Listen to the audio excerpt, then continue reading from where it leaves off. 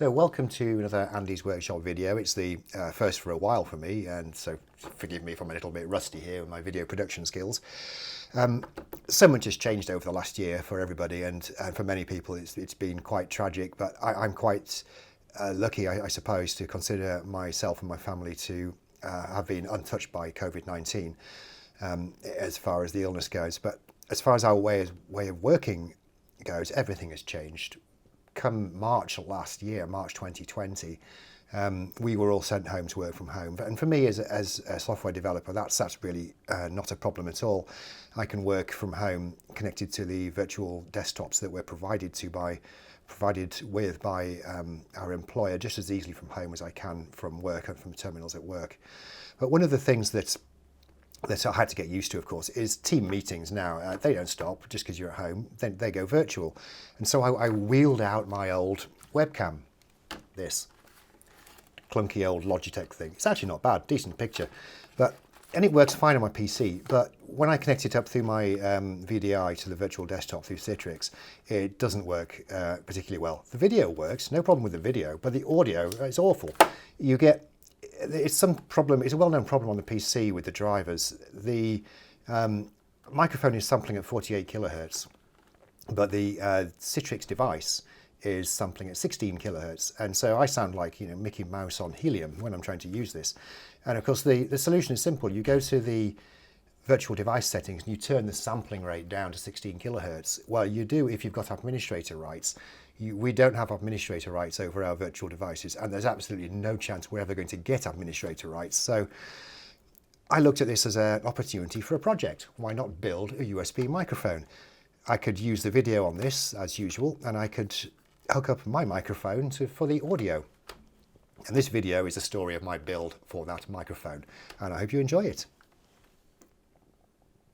Right, so the first thing I need to do was to identify a microphone to use to build my board around. Now, I decided to use a MEMS microphone, and MEMS microphones are tiny. There it is. I'll try and bring this up, and it might not work. You can see the little shiny silver bit in the middle. That's the microphone unit.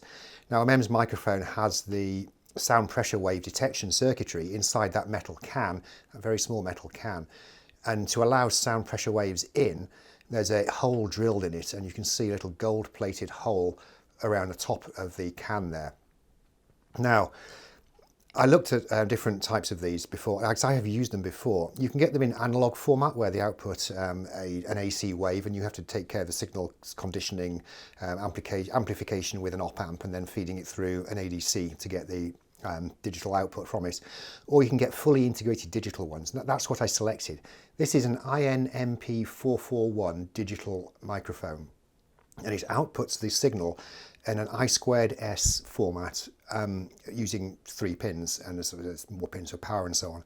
And I selected it here in a breakout board that you can buy on the internet for a few dollars or pounds in my case. Now, the reason I went for a breakout board is I've worked with these things before, and they're a devil to work with, these packages. All of the pins for the INMP441 are on the bottom of the package, which makes them hard for hobbyists to work with. And worse, the ground pin is a circle surrounding the hole that lets the audio in. So you have to be able to solder that down without getting any gunk in the hole where the audio is supposed to go in. And you also have to be sure that your soldering is going to work, because you can't see it. Because it's like a BGA where all the packages are underneath, all the pins are underneath. You can't see whether you're successful or not. Much easier to buy a pre-packaged microphone like this, and the INMP441 is the one I selected. It's actually gone out of production now. It's NRND, as in not recommended for new designs, but I don't care about that because I'm supporting the breakout board format, and I'm less concerned that the microphone itself is going to go out of production. The replacement by TDK, I think, is the ICS 43432, and there's another one as well, very similar. They basically have the same specification. I don't really know why they went about replacing it, but they have. And so if you really care about getting one that's still in production, then you'd probably pick the ICS 43432. So my task then was to design a schematic around this board, and let's have a look at that now. For the next 10 to 14 minutes or so, we'll be looking at the data sheet of the INMP441 and the schematic that I created for the project. If you want to get straight, if you want to skip all of that kind of theory, then fast forward about 10 to 14 minutes or so. So this is a screenshot from the INMP441 microphone datasheet showing the I2S protocols that are supported by this microphone. And the one that I'm interested in is the middle one, figure 9, which shows the mono output where the data is in the left channel. I2S is a 3-wire protocol. The first signal, if you like, is called WS, which is word select, which says whether you're in the left channel or you're currently sampling in the right channel. And you can see that across the top of the figure there. It's the first 32 clock signals, which is the SCK in the diagram there. The first 32 are for the left channel and the second 32 are for the right channel, giving a total of 64 clocks per period. And the data is clocked out on the SD line, the third in the figure there. And the format used by this microphone is it has 24 bits of data, and it needs to pack them into those 32-bit words. It does so most significant bit first, but the most significant bit that gets clocked out is on the second clock of the left or right channel. The first clock is a do-nothing cycle. I guess this is called the Philips standard, and I guess that first clock, just guessing here, was left unused, if you like. In the old days, when these were implemented, when I2S was implemented in hardware, it's quite likely that the early hardware would need to be able to use a clock cycle to reset registers, and clear the state ready for sampling this next period. And so I guess that's why the first clock cycle goes unused. But the next 24 clock cycles contain the data, MSB first, and then the remaining 7 at the end are unused. They're basically clocked out as 0. You can just ignore them. And then word select changes. In this case, it goes high, and you get the right channel. But my implementation is going to do nothing with the right channel. It's going to only have data in the left channel, so we can ignore what's going on the right. But when we come to look at the STM32's implementation of I2S, we can't tell it to just give us the left channel and not give us the right channel. It will give us all the data, including a 32-bit 0 word for the right channel, which is a kind of waste of memory if you are using a processor an MCU that is kind of memory constrained. But in my case, I'm not memory constrained. I'm going to have 128 kilobytes of of SRAM to play with. So I don't really care that this is going to give me twice as much data as I actually require. Okay, so that's explanation of the INMP441 format. Now let's have a look at the schematic for this project. It's one of the smaller schematics that I've ever done, and it's quite modular.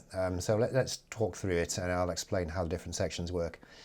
Look at the top left. First of all, we have the USB connector, and the USB data lines, USB 1_N, USB 1_P, that's a differential pair, get fed through an IC, codename there is USB LC6 to SC6. That is an ST Microelectronics ESD protection package, and it protects the MCU, which is on the other side of the package, from spikes on the USB line. These things can happen because USB is designed to be unplugged and plugged and unplugged and plugged over and over again.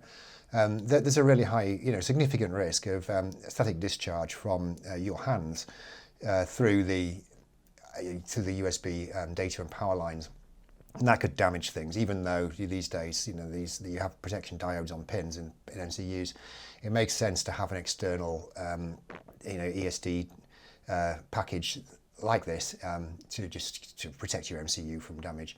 The 5-volt line also goes through there just to protect that as well. So you can see the V-bus line, which is the 5-volt line as it comes in. I run that through an LC filter, which you can see in a lot of my projects. And that basically filters out noise from the 5-volt line as much as I possibly can. You would be very surprised to see how much noise there is on the 5-volt line coming out of a typical PC. There's everything you can think of. There's hum from the mains, there's spikes from fans in your PC case. You name it, it's on the 5-volt line. And the idea here of this filtering network is to try and get rid of as much of that as possible.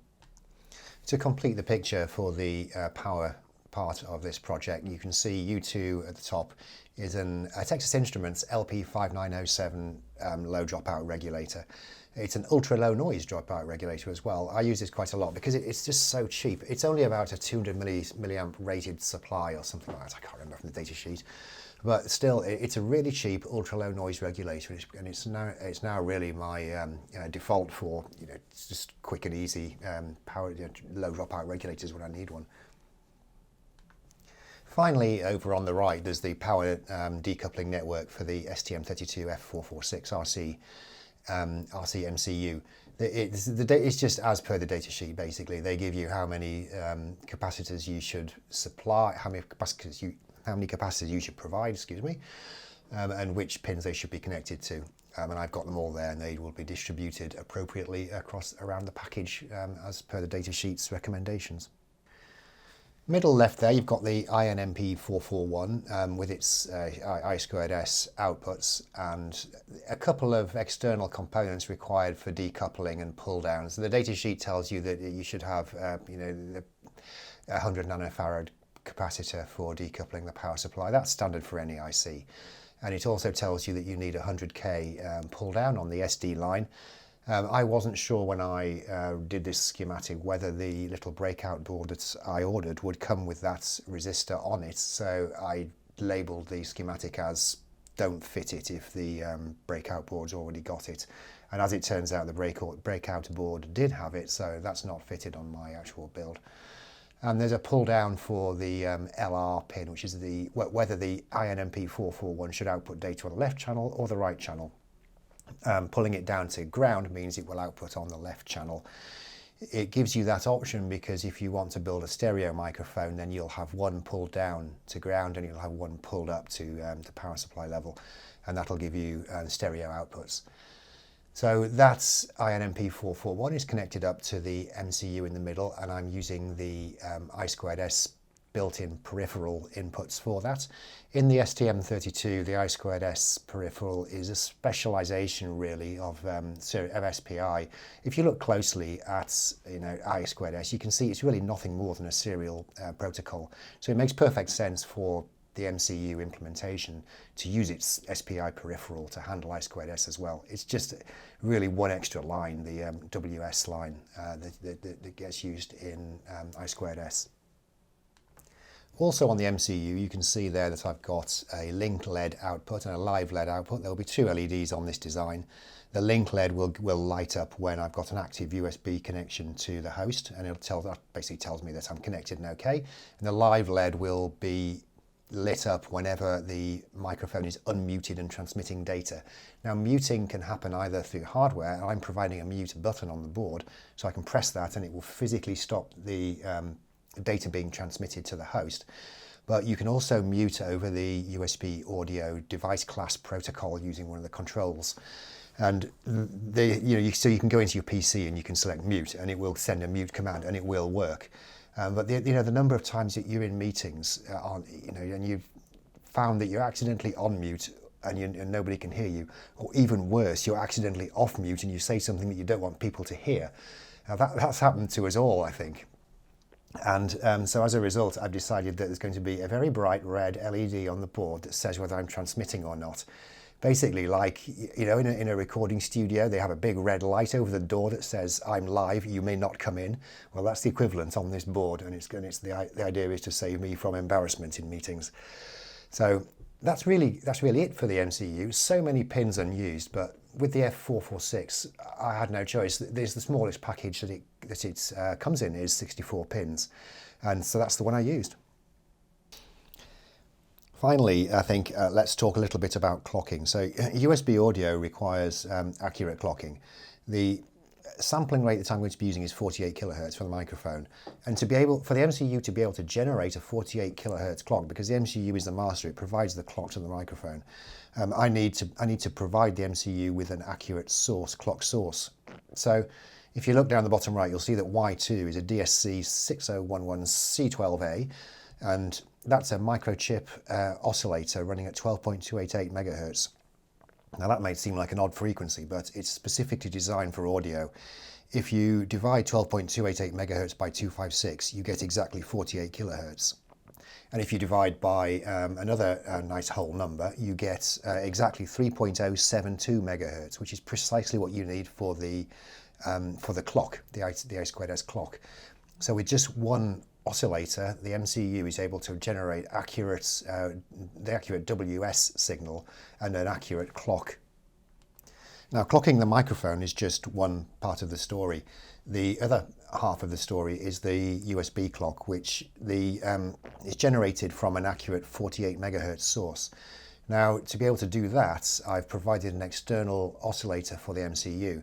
Now, these STM32s these days can generate their clocks internally. You can use the high-speed internal oscillator, but they're not particularly accurate, and they can be trimmed, but they're not particularly accurate out of the box. If you want real accuracy, then you need to use something external. So I'm using an Abracon 8 megahertz crystal here on the board, not one of the big HC49. Is it HC49? You know what I mean? The big metal cans. It's going to be a surface mount oscillator for this. And that will, the 8 megahertz allows the F446 to run at its full 180 megahertz clock internally, and it also allows it to generate an accurate 48 megahertz clock for the USB peripheral, because the USB is one of those asynchronous protocols, if you like. Without going into this too deeply, I don't want to waste too much time on this. If you want accurate audio, and you need to have accurate USB clocks and accurate clocks to the audio device, because there is no single accurate clock coming from the PC that you can all synchronize to.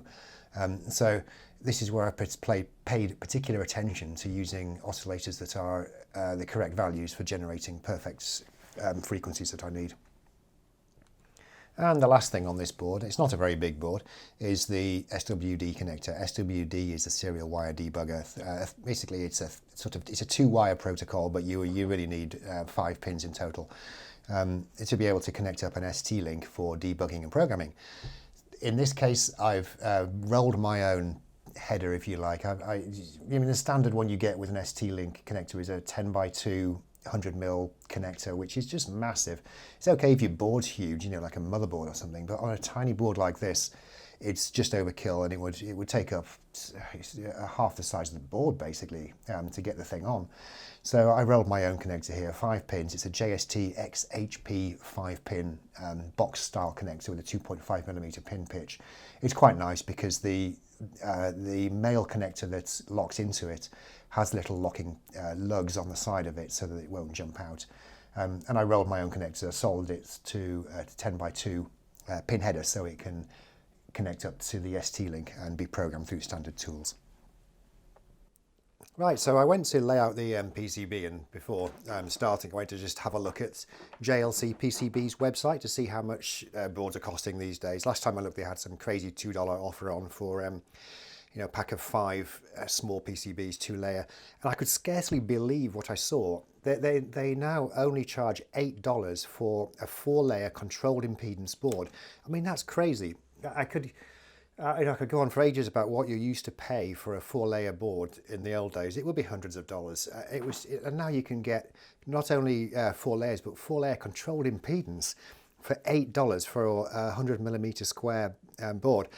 So basically, that's what I chose to go for. The convenience of just being able to drop a wire when you want to connect to ground or connect to power is so compelling that there's no reason now to go cheap, and for the sake of $6, you might as well just have the 4 layers. So 4 layers it was, and I did my design, sent it off to JLC PCB through their upload service, waited the 3 weeks or so, and in the meantime sourced the parts from Mouser & Co. And here's the board. I chose the black solder mask. for some reason. I know a lot of people don't like them, but I think there's a lot of historical reason for that. The problem with the old style black solder mask was that you couldn't see the traces. The glossy, quite thick and really quite inconsistent in its appearance solder mask kind of hid the traces, so you couldn't see what was going on. But these are a matte finish. Now, in the old days, JLC PCB used to offer a matte finish. I was one of the first to get it, I think. And the finish was like a chalkboard, really quite very matte indeed. And they say on their website they had problems with the adherence of the mask to the board. It would tend to peel or chip off. And they've changed the finish now, and it does really look good. It's still matte, but it's blacker than before, less of a chalkboard appearance, more black. Slight amount of gloss in it, if I'm honest, but obviously matte. If you ask somebody, is that matte or is that gloss, they'd say it's matte.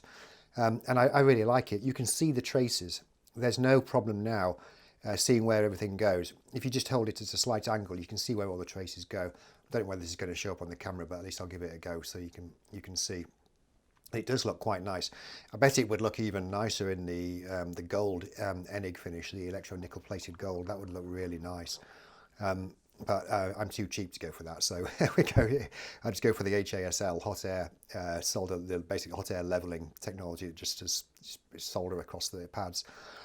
But it looks good. I'm very happy with the manufacturing, no problems at all there.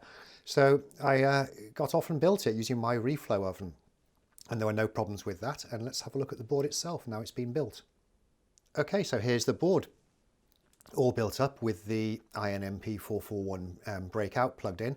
I've designed it so that when the board is plugged in, the hole that lets in the sound pressure waves is facing upwards rather than downwards. Hopefully that'll maximise the sensitivity of the microphone to do the spoken voice.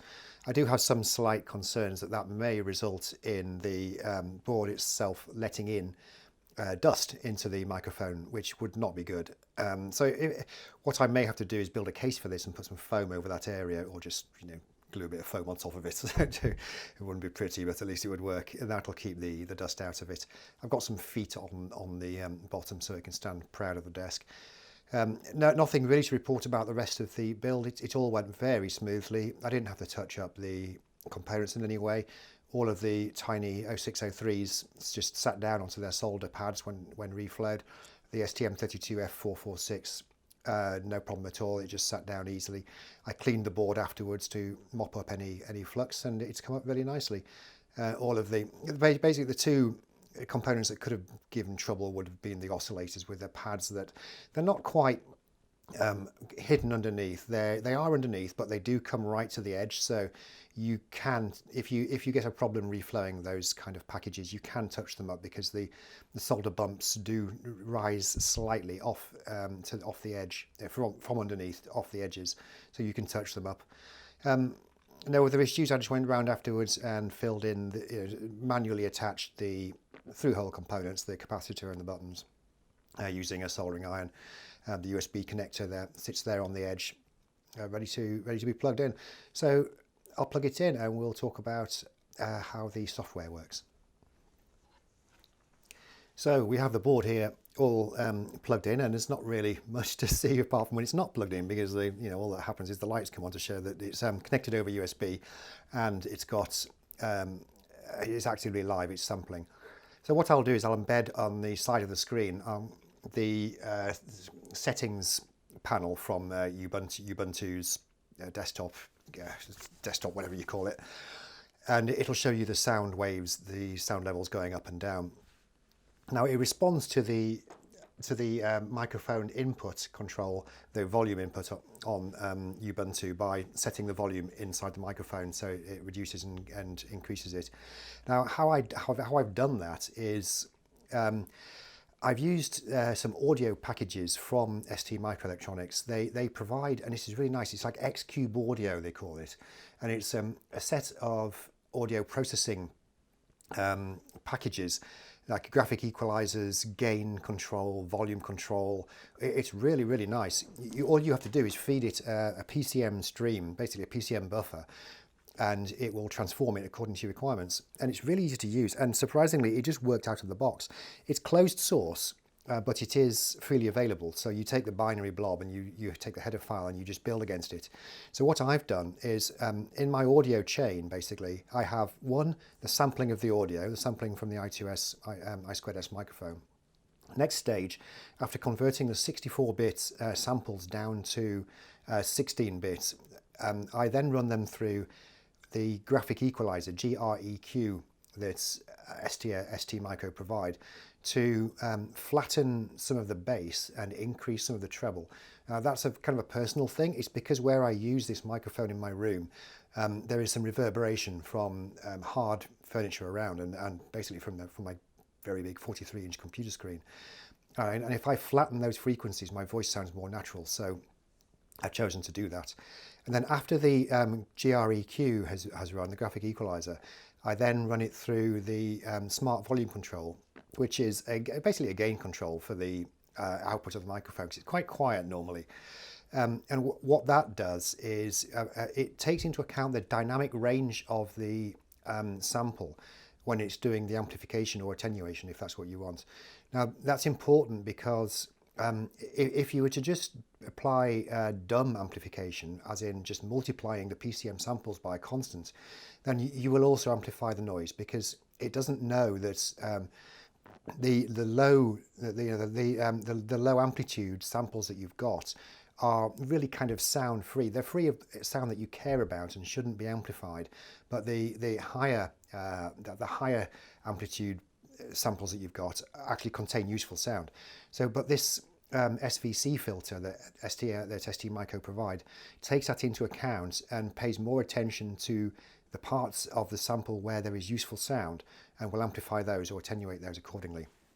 Now, then the final stage for me after that is to pass the fully transformed PCM samples into the USB firmware that STMicro again provide to send it to the host. Now, this is all done in real time. So basically I take 10 milliseconds at a time.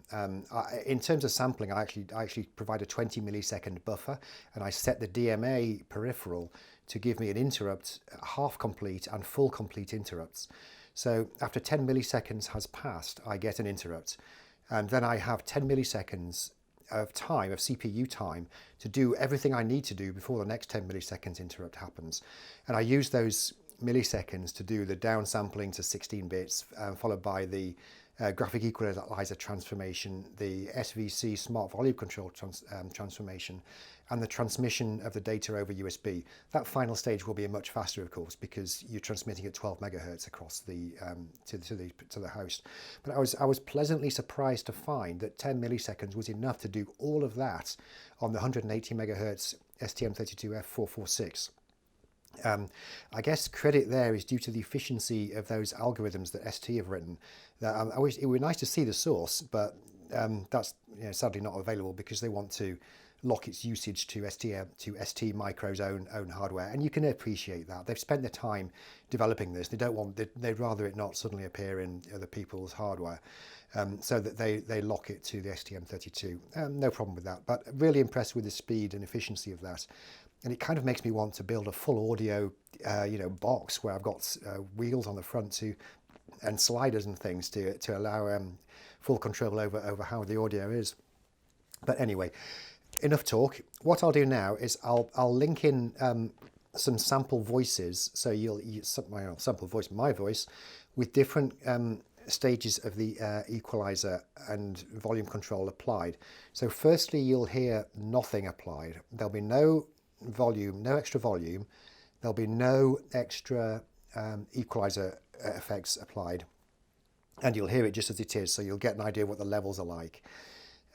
Next thing I'll do, this next stage I'll do will be just the equalizer applied, so you'll hear the sound samples with the bass flattened and the treble applied. Actually, no, I'll do the volume control first, because you need to hear the extra volume. So I'll do the after the first sample with nothing applied, I'll do the smart volume control second, then third I'll do it with a graphic equalizer and smart volume. So that's going to be 3 that you'll hear, so you can hear how this appears. Testing 1 2 3. This sample is taken with me a comfortable 50 centimeters or so from the microphone. This is straight from the microphone, no effects applied and no volume control applied. As you can tell, it's rather low in volume. Testing, testing, 1, 2, 3. Hello, it's me again, still at a comfortable 50 centimeters from the IN-MP441 microphone. This time there is a SVC smart volume control filter applied to give a 12 dB gain.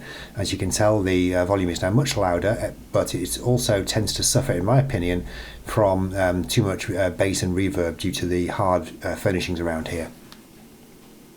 Testing, testing, 1, 2, 3. This is the last of the sound samples with both volume control at plus 12 dB and the graphic equalizer at minus 6 dB for the 3 lowest frequencies and plus 6 dB for the 7 highest frequencies. In my opinion, this reduces the amount of reverberation and bass and actually sounds the most natural of all the sound samples. Okay, so that was the sound samples, and I hope you enjoyed listening to those, and it gives you an idea of the quality of the microphone. I mean, the IN-MP441 is very sensitive, and it's really quite a nice little microphone, and that ends the project. And I'm looking forward to using this on my team meetings, so I'll be able to show off what I've built, and it will take the place of that dodgy Logitech that I've got. So thank you for watching. I hope you've enjoyed it. All the firmware for this is free. You'll find it on GitHub, the source code on GitHub, and you'll find on my website, you'll see the whole project write-up. You can get the Gerbers if you want the Gerber files for this this board in case you want to build your own. So basically everything's there if you want to take it, modify it, have fun with it. And take care, and I'll see you next time.